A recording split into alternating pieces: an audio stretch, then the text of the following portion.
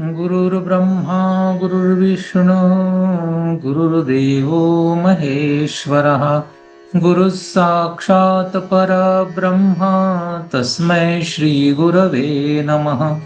वसुदेवसुतं देवं कंसचाणूरमर्दनं देवकी परमानन्दं कृष्णं वन्दे जगद्गुरुं। हरि ओम तत्सत्।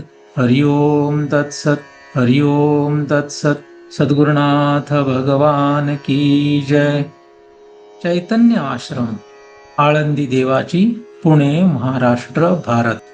संस्थापक ब्रह्मीभूत सद्गुरु श्री अनाप महाराज, इनकी असीम कृपा से श्रीमद् भगवद गीता का एक विशेष अभ्यास हम लोग कर रहे हैं। आज हम लोग पहले अध्याय का 18 क्रमांक का श्लोक देखेंगे।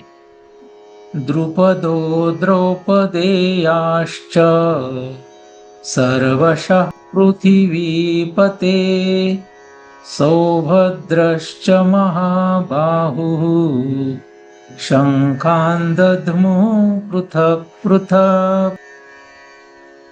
इस श्लोक की अवतरणिका। श्लोक 17 और 18 में कुछ योद्धाओं के नाम लेते हैं जिन्होंने शंख बजाए। इस श्लोक में द्रुपद द्रौपदी के पुत्र और सुभद्रा पुत्र इनका नाम लेते हैं। पदच्छेद और शब्दार्थ। द्रुपदः द्रुपद ने, द्रौपदेयाः द्रौपदी के पुत्रों ने, च और सर्वशः सब और से, पृथ्वीपते हे पृथ्वीपते, सौभद्रः सुभद्रा पुत्र ने, च और महाबाहुः बड़े बाहु वाले ने, शंखान शंखों को, दध्मुः बजाया, पृथक पृथक अलग अलग। अन्वय। पृथ्वीपते द्रुपदः द्रौपदेयाः च महाबाहुः सौभद्रः च सर्वशः पृथक पृथक शंखान दध्मुः। विसर्ग संधि के नियम यहाँ पर अगर हम लोग अप्लाई करते हैं तो शब्द कैसे होगी। द्रुपदः, इस शब्द में जो विसर्ग है उसके बाद द आने से, माने कि हर्ष वर्ण आने से विसर्ग को उ का आदेश होगा। द का अ और उ दोनों मिलकर ओ होगा और द्रुपदो ऐसा शब्द बनेगा। द्रौपदेयाः, इस विसर्ग के बाद च आने के कारण विसर्ग का श हलंत होगा। महाबाहुः, इसके बाद स आने से विसर्ग को विसर्ग ही रख सकते हैं या फिर स हलंत लिख सकते हैं। सौभद्रः, इस शब्द के विसर्ग के बाद च आने से विसर्ग को श का आदेश होगा। सर्वशः, इस शब्द के बाद पृथक यह शब्द है, विसर्ग के बाद प आने से विसर्ग को विसर्ग ही रखेंगे या फिर उसको उपदमानीय कर सकते हैं। उपदमानीय का यह चिन्ह है और अगर उसका उच्चारण करना है तो अर्ध विसर्ग सादृश्य उसका उच्चारण होगा या फिर कुछ लोग फ हलंत ऐसा भी इसका उच्चारण करते हैं। दध्मुः, इस शब्द के बाद अवसान होने के कारण विसर्ग को विसर्ग का ही आदेश होगा। अन्वयार्थ।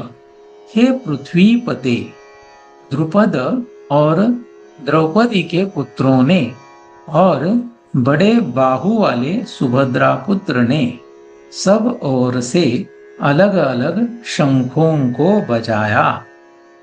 इसका सरलार्थ।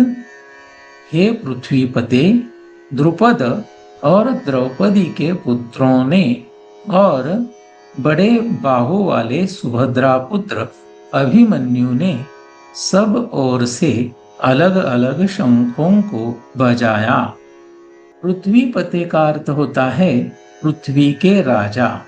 यहाँ पर पृथ्वीपते यह संबोधन जो है वह राजा धृतराष्ट्र को संजय ने कहा है। महाबाहु इसका अर्थ महापराक्रमी ऐसा भी ले सकते हैं। श्लोक क्रमांक 17 और 18 क्रमांक के ऊपर भगवान श्री ज्ञानदेव महाराज जी ने जो ओवियां लिखी है उनको समझने की कोशिश करते हैं। 2 श्लोकों के ऊपर भगवान श्री ज्ञानदेव महाराज जी ने 3 ओवियां लिखी है। राजा द्रुपद, द्रौपदी के 5 पुत्र आदि वहां अनेक भूपति थे। उनमें यह काशी राजा महाबाहु माने कि महापराक्रमी देखिए।